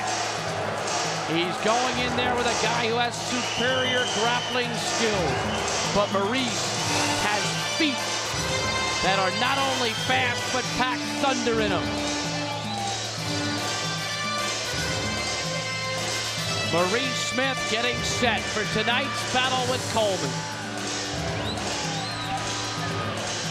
He doesn't know how to punch. He punches like a girl, okay? He may punch hard, but it's not like the solid punch. It's just more like scratch and hit me. It's not a punch for me. I mean, he'll see his interview, he'll get mad, but later on he'll know that I'm right and he'll change his punching style because it's not gonna hurt me. It may bruise me, but it ain't gonna hurt me. Watch when I hit him. Watch the difference. You see a boxer's punch, you see a wrestler's punch. There's a big difference. Wow, some strong words from Maurice. Well, I'm not going to say Mark Coleman punches like a girl, but without a doubt, a wrestler does not throw a punch as well as a boxer. That's boxing's thing. Wrestling's thing is takedown. But I'll tell you what, once he gets you down, he doesn't have to have great technique with punching. All he's got to do is land them. Maurice is a strategist. The question is, will that translate to a W in the octagon? Great kickboxer, master striker, both hands and feet. And from the clips you've seen, he's tremendous with that right hand and also that right leg if he's able to get it up high and catch your head. He has some knowledge of the ground, but he is on the feet fighter. He wants to keep it standing. Well, his opponent is poised with the belts and ready to make his move back to the octagon. Undefeated in the UFC, 6-0 with 2 championships and a heavyweight belt. The Hammer, Mark Coleman, the most ferocious competitor in the history of the UFC. 1988 NCAA champion, 2-time Pan Am Games gold medalist, World Cup silver medalist, 2-time World Team Trials champion. He was on the 92 Olympic team in Barcelona. Let's get some words from Mark Coleman as he defends his title in Birmingham. He can only punch or kick a person that's standing still. I don't plan on standing still. I can shoot from a lot further out than he can kick or throw a punch. That's the key in this sport. It's a grappler's game because we can take a person down from a lot further out than they can stand there and punch us. So he has to learn how to wrestle, and I've learned how to take a boxer kicker down. Coleman told us earlier today he took those comments by Maurice Smith personally, and tonight it's personal. Hell, he comes from a strong wrestling background. He's one of the elite wrestlers in the United States, 92 Olympian, excellent at takedowns. He'll trade a small punch to get in on your legs. Once he gets you down, he'll rain big punches. They might be hitting like a girl, but for some reason they take people out. So it's the best mixed martial artist on the planet against perhaps the finest heavyweight kickboxer in the world. Here's the tale of the tape. Maurice Smith is older, but he's in marvelous condition. Coleman, 25 pounds heavier. Seattle, Washington, the home of Maurice Smith, and Mark Coleman hailing for Columbus, Ohio. Bruce Buffer with the introduction of our big bout of the night. Ladies and gentlemen, this is the main event of the evening. This is the showdown for the UFC Heavyweight Championship of the world. Standing to my left from Seattle, Washington, the 1996 ISKA Kickboxing Champion of the world, the former WKA Kickboxing and Muay Thai Heavyweight Champion of the world, and the final Extreme Fighting Heavyweight Champion of the world, standing 6 feet 2 inches tall and weighing 220 pounds. Ladies and gentlemen, please welcome Maurice Smith.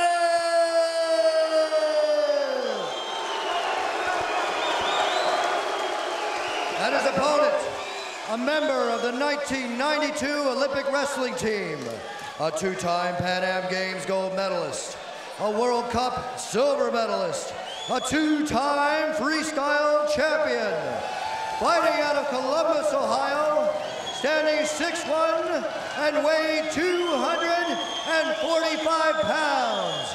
He is the reigning UFC Heavyweight Champion of the world. Ladies and gentlemen, welcome Mark the Hammer Coleman.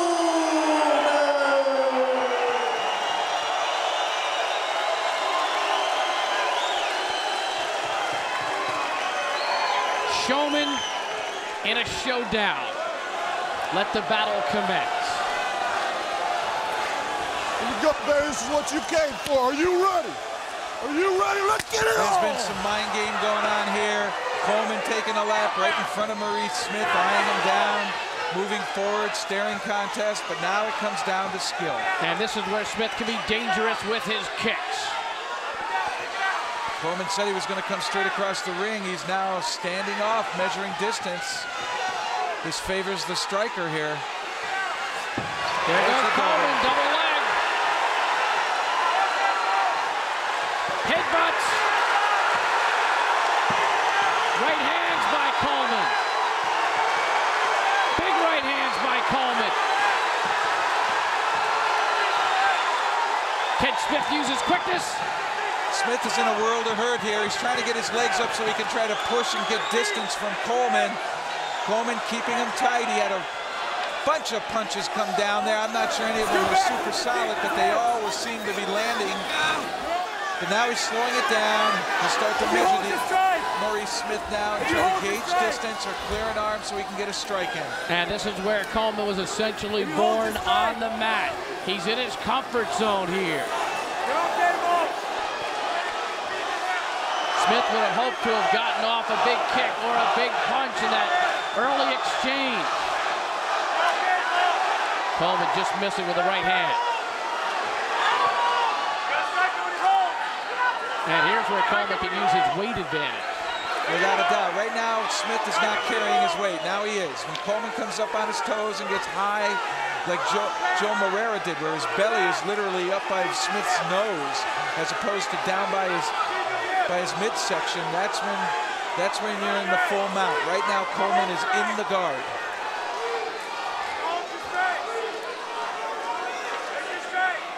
What should Maurice Smith be looking to do from here? Right now, he's playing the patient game, just what you should in the guard. Wait till you have a position where you can use your feet to push Coleman away or elevate him like that. But when you do that, you allow the wrestler an opportunity to perhaps pass the guard, but Smith able to get his leg back out there. Coleman still finds himself trapped in the guard. Couple of right hands landed by Smith to the back of Coleman's head. Not much on it from that position, though. And a lot of composure by Maurice Smith on his back. Striker on his back, not panicking, not getting frustrated, staying cool, calm, and collected, waiting for his opportunity. That's exactly what you need to do in the guard. Coleman continuing to work. He's only been in 2 battles that went over 5 minutes. One against Gary Goodrich, 7 minutes. One against Don Fry, 11:36. Everything else was fairly quick. Severn under 3 minutes. Horenstein under 3. Brian Johnston, Julian Sanchez under 3. A reverse choke. That was interesting. Coleman tried to pull Smith's chin into Smith's chest, literally compressing the neck forward. The exact opposite you'd think you'd see a choke, and Smith really worked hard to get out of it. 3 minutes in, and it's still Mark Coleman on top of Maurice Smith. Well, Coleman's got one leg out of the guard. Smith now working hard to try to get it back in there, and he succeeds. You wonder if that big burst in the beginning by Coleman sort of drained him a little bit, sort of punched himself out, and right now he's just trying to collect himself, feel good, get control of his body, and then we'll see the assault again. I think that the early storm was weathered by Maurice Smith. Oh, without a doubt. Smith is still in this fight. Coleman is where he wants to be, but he's not been able to pass the guard. He hasn't gotten out to the side, cleared it, and gotten to the mount yet. He's more interested in punching Maurice Smith's head. Here he is, he's got one leg out again. 4 minutes in. Coleman working on that left wrist, then giving it up. Possible headbutt here. He's in position for a headbutt, but Smith using that left hand to ward him off a bit. Well, ground and pound isn't coming true right now. It's ground and doing a lot of thinking, a lot of tactic here. Oh, some nice elbows by Maurice Smith. Some big right elbows by Maurice. And look at Maurice squirm, look for openings, and he lands an elbow. That's what you need to be in the guard. A lot of people think it's laying there hanging tight, but the guard can be an active position where you move around, forcing the top man to follow, and that becomes predictable. Does Maurice Smith a side mount move? Have a bag of tricks waiting for Coleman here with some submissions, but he turned his back on Coleman, and he's going to get choked. He's going for the choke. He's sinking it in there. Nothing yet. Smith, look at him. He's showing great patience. That's what you got to do. The forearm's not in. He stayed enough on his back that the forearm couldn't sink, but he's in the mount now, and Coleman's going to throw punches. Coleman is going to be tough to get out of this position. He's got the legs sunk in. All he'll do is flatten out, wait out the storm, and then remount and re-punch. 1, 2, 3, break. Well, you saw Maurice Smith not panic. We saw that from Royce Gracie in the early UFCs. When you're in a position where you're kind of being choked, you just breathe deeply and you don't panic. It's hard to do, but you got to do it. Well, the big thing is just don't panic. If you make it a frustrating situation in your mind, your body reacts accordingly. Smith, I am going to give credit to. He brought a lot more into this fight than he let on. He is well versed in the guard. Even when he's in the mounted position, he is tough to hit. He has worked with the Shamrock at the Lion's Den, but right now he's got to handle some big punches from Mark Coleman. There are a lot of right hands, a plethora of rights. And you can see what Maurice Smith is doing. He's bucking his hips up, forcing Coleman forward onto his hands. And when your hands are down, you can't punch. Once again, he tries to turn, but he's going to present his back to Coleman. He's not going to shake Coleman here. A wrestler won't get beat in a wrestler's game. Work it out. Particularly this guy. And you can't make up for it in a short time. Well, Smith is comfortable here on his base. Coleman's leg is in. If that leg was out, he'd be going for the choke. Work it out.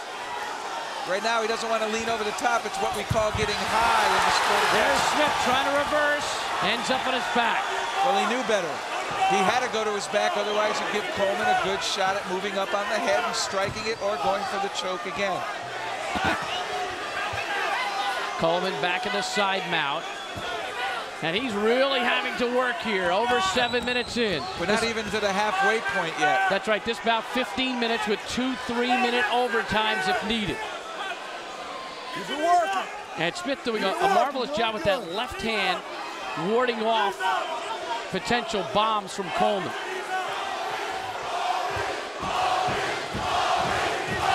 And the crowd getting behind Smith right now. And they're chanting Maurice.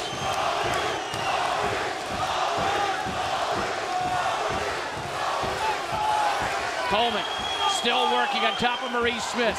This is for the UFC Heavyweight Championship. Doing a great job. He's got his legs crisscrossed and hooked, keeping Coleman's one leg in the guard, which prevents Coleman from getting to the mount and being able to create some space and throw punches. Smith is well versed in the guard. I am truly amazed. This athlete knows some good jiu-jitsu here. Over 8 minutes in. It's been the same story with Coleman on top, trying to get to the full mount position, hasn't been able to. Smith still hooking that one right leg of Coleman's. And he's strong, those legs, they've been through some wars. He's one of the best kickers in the world. Coleman now looking to get his leg out. He freed it up, but he wasn't able to pass the guard yet. How much energy is it taking out of Smith to use this defensive posture? I think it's taking a lot of energy out of Coleman, too. He's constantly using his arms to push and his toes to drive. And he's not really getting compensated by any kind of success, except when he got to that mounted position, was able to throw punches straight down. Smith, to his credit, doing a pretty good job. Now Coleman's looking for that headlock, same one he caught Severn with. He'll try to get his left leg out, sit to the side. Smith gets behind him and gets up. And Smith is back on his feet where he wants to be. And Coleman is tired. He's now a target. Smith can punch or kick here. He's got to try to capitalize on his feet. Oh, he just missed. It's a foul. And a foul is called because Coleman was on the ground. If you're in anywhere near all fours, that's 1 warning, 3 warnings. It's a disqualification, but it was close. It was. It wasn't intentional, I don't believe. Coleman was trying to get up. It wasn't as though he was stuck on the ground. Coleman is okay. You ready? He did catch one, but Coleman is tired. Hands on the knees, breathing hard. He's going to have to call on all of that will. Smith exudes confidence right now. This is his game with the kicking. And Coleman's tired. He wants to bend over some more. Coleman really wants to bend over some more. I can't believe he's this tired. Those kicks will take their toll. I don't know if Coleman's got the energy right now to go and shoot again for a single or double leg. It certainly looks as though he's winded, whether he was punched out or... Got one back. Played possum a little bit. I don't think that's Possum. He really did reach for his knees. Smith doing a wonderful job of defense. Coleman being very aggressive, constantly chasing him. Wasted some energy without any real beneficial return. Elbows by Smith. I have to say right now, Smith is closing the gap. He is striking well. Elbow again by Maurice Smith. It's really the lack of activity by Coleman right now that's costing him. Back in the side position, the side mount. Tell you, Coleman had to reach deep down to make that last move, didn't he? He certainly did, but it was aided by the fact Smith threw a kick above the waist, and as we have said over and over again, that has not been an effective tactic, even with being a great kickboxer in the octagon. Against the grappler, they'll seize that leg and take you right down, and that's what Coleman did despite the fatigue. 11 minutes, 15 seconds gone. To the stomach goes Maurice Smith. 15-minute time limit, 2 3-minute overtimes in this UFC heavyweight title bout. Keep working, gentlemen. And Maurice Smith, I think, Jeff, just missed by inches a huge kick, which had possible knockout written on it. Oh, I'm sure he was looking. He might have wanted to soften Coleman up some more, use those jabs, maybe a right hand, and hit him, and then come in when the kick, when Coleman's worried about the hands. But Coleman was able to take Smith down again, but he hasn't done anything since they've landed on the ground here. He's trying to survive. He's trying to weather fatigue. Keep working, look well. If he's not careful, McCarthy can move this back to the feet unless Coleman shows he's moving up and staying active. This one a war of attrition. This is a championship fight. The clash of styles is proving to be really an even affair now. Smith, despite being on his back, is able to defend himself well. Coleman unable to get any big power punches in. And at the same time, after that Smith escape, nearly tried to get it there again. It has really been Smith since then, whether striking on the ground or on the feet with kicks and punches. Coleman almost got too high there. Possible reversal for Maurice Smith. He's looking to choke again there. Again, tucking Smith's chin to his chest. He didn't miss by much. You can see Smith start to throw multiple knees to the back, anything to try to knock him out of that hold. So it was effective, but all those big squeezing bursts that Coleman's using is draining him of his energy. These guys have such wills to win. You can see it in both the offensive and defensive posture. From a strategy point of view, Smith only has to hold tight and weather out another minute, 40, and then he gets another crack on his feet. That went for 3 minutes, and he gets another crack on his feet. So he doesn't need to panic. Coleman should try to get some attrition in here, because he is going to wind up on his feet in about 1 minute 30 seconds unless he can end it. Like UFC 7 at Buffalo between Ruas and Varland, which went 13-17, and UFC 6 in Casper, Tektara beating Abbott in 17-47. This championship bout is going for some time. Coleman has never lost in the octagon. Maurice Smith has never lost a championship bout. Keep it up, you got 1 minute, let's go. And neither guy showing any signs of surrender right now. Coming up on 1 minute to go in regulation. An interesting ploy. He's actually trying to choke Mark Coleman by covering his mouth and not letting him breathe. And it's an effective tactic. It's an effective tactic. There's the reversal by Maurice Smith. Watch for big punches. Watch for big punches. And back to the feet they go. That's where Maurice wants to be with 35 seconds left in regulation. Coleman looks a little tired again. Oh, oh, wow, he's willing to turn his back. A kick by Smith. Coleman defended it fairly well. Two tired champions here. A great fight. The grappler unable to take out the striker on the ground, and they're now back on the feet. Can Coleman weather being on the feet against a master striker? That's the big question. Left hand by Maurice Smith. Nice jab. Good jab. He should do more of that. Force Coleman into committing. He's got to throw punches here. There's the horn ending regulation. And it looks like Coleman that is more the guy who's fatigued. Now we know about Maurice Smith's conditioning. He's talked about it in the league.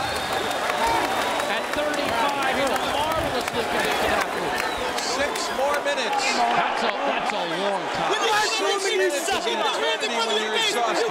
Lower your levels, lower your levels. And Maurice Smith looks fresh comparatively. Well, Maurice Smith's game plan is holding intact. The longer weight conditioning plays a factor. It is now working for Maurice Smith. And with the 2 starts coming at the start of both overtimes, he's going to get the opportunity to punch a kick from his feet. There's Jackson in Coleman's corner. In the other corner with Maurice Smith was Frank Shamrock, who was practically on top of the octagon fence, imploring his fighter to go on and go do it. Big mouse under Coleman's left eye as we begin our first of 2 overtimes. Striking on the feet goes to Maurice Smith. Striking on the ground still to Mark Coleman. Aggressiveness, Coleman early, but it's now Maurice Smith. This is going to be a tough fight for the judges. Plenty of time, though, to end this. Can Smith get that big blow in? He's doing a good job of kicking. Can he land that big axe kick or go upstairs and nail Coleman? Coleman's looking at the clock. That's not a good sign. Coleman wanted to shoot, didn't have the energy. Smith was quick. Again, Maurice is so quick now with his legs. He's backing up after missing. He wants him. And it's working for Maurice Smith now. And now he can try to chop him down the way Ruas did to Varlins if he connects with enough blows to Coleman's legs. Each punch he's landing now is winning him points on the feet striking and also with aggression. He could turn this around and take it away from Coleman. It's that close. Can Coleman shoot again? Is he waiting for his spot for an explosion? Smith again, a kick, down low. That'll swell up the legs pretty good. I'm worried that he could have hit Coleman's knee there. Coleman's legs are planted. He could hit that joint while there's weight on it. Another jab by Maurice, not much doing. Minute 25 into this first 3-minute overtime. And Mark Coleman has to put his hands on his knee. Combination. He's that tired.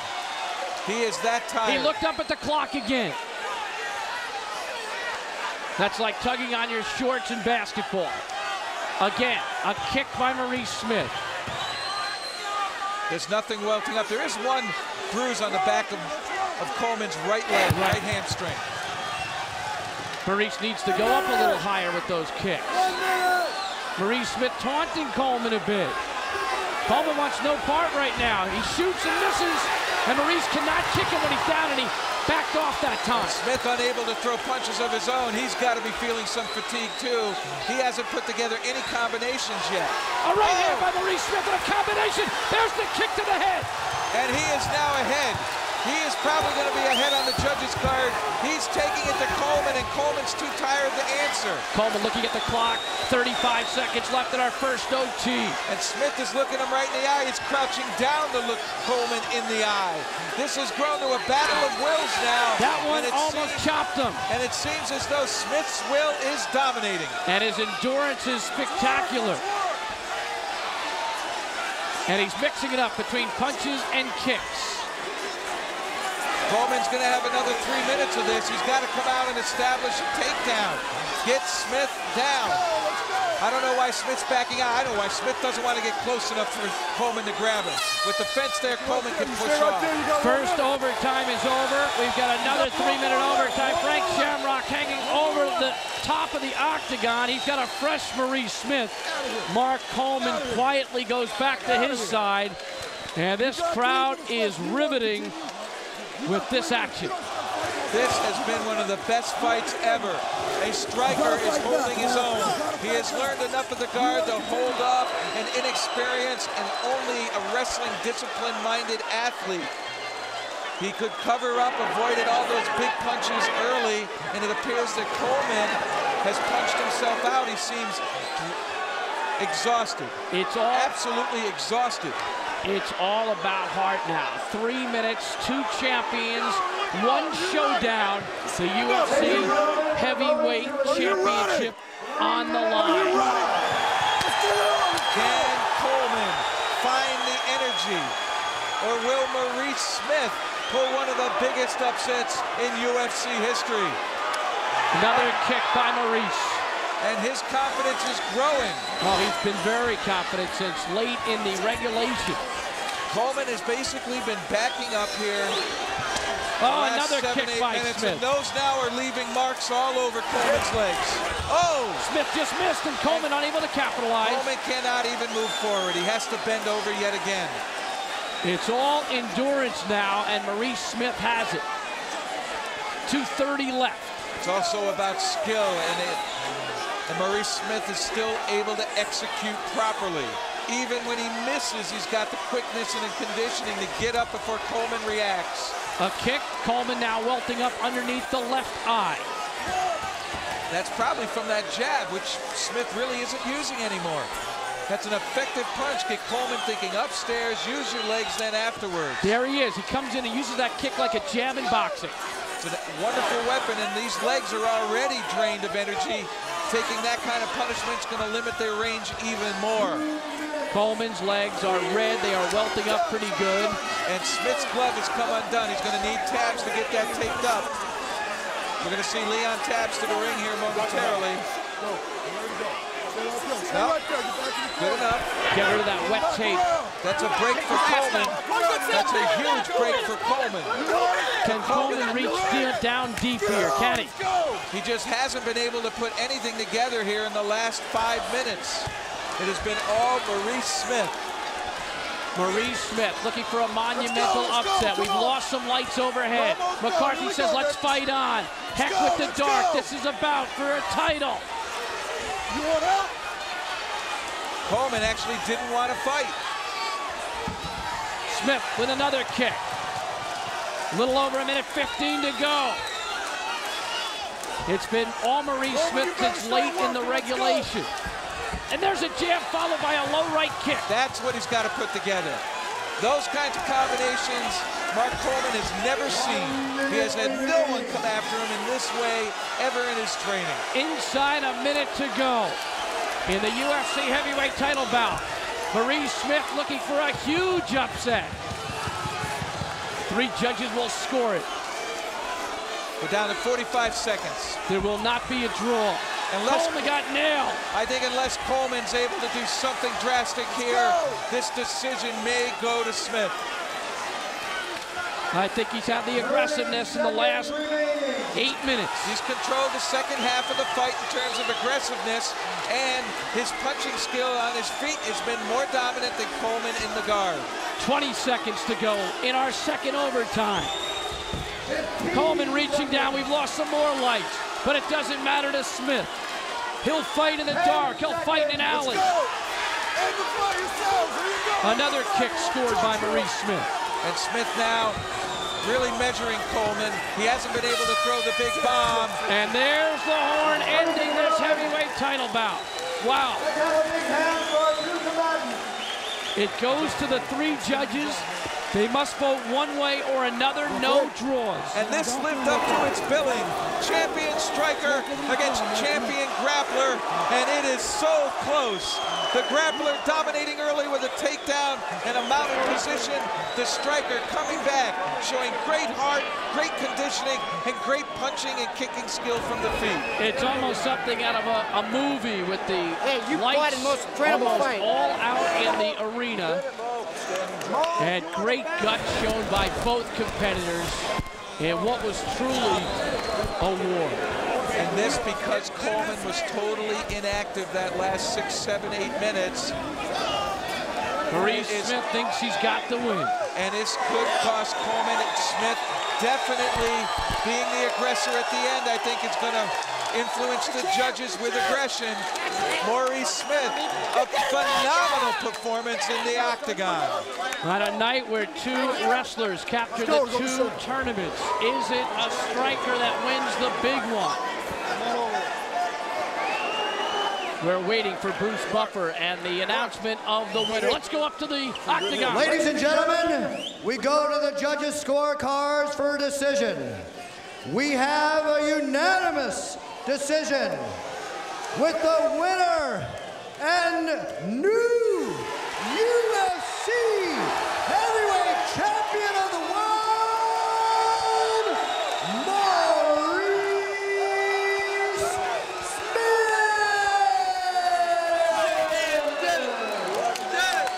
17 years in fight competition. And Maurice is the champion.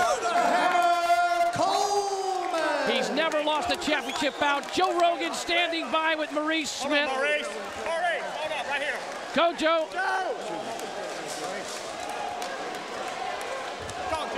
All right, Maurice, congratulations on an unbelievable upset, perhaps the greatest upset in UFC history. You came into this fight, you told everybody how it was going to be, you said you were going to take your time, you were going to wait it out. In the end, you'd be on your feet and he would be running away from you, and you pulled it off. Unbelievable. How you feeling now? I feel good. Like I said, hold on. Like I said, he has to adjust to my game as far as stand-up. I had to learn his game. And like he said earlier, after learning wrestling, I learned some wrestling.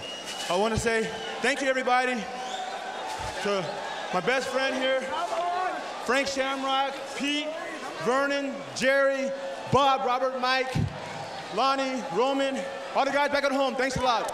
Tell us your opinion of the kick. When you landed the kick to Mark's head and the referee came in and stepped in, was he down or was he up? I couldn't tell. Maybe it was down, so they gave me the penalty, so c'est la vie.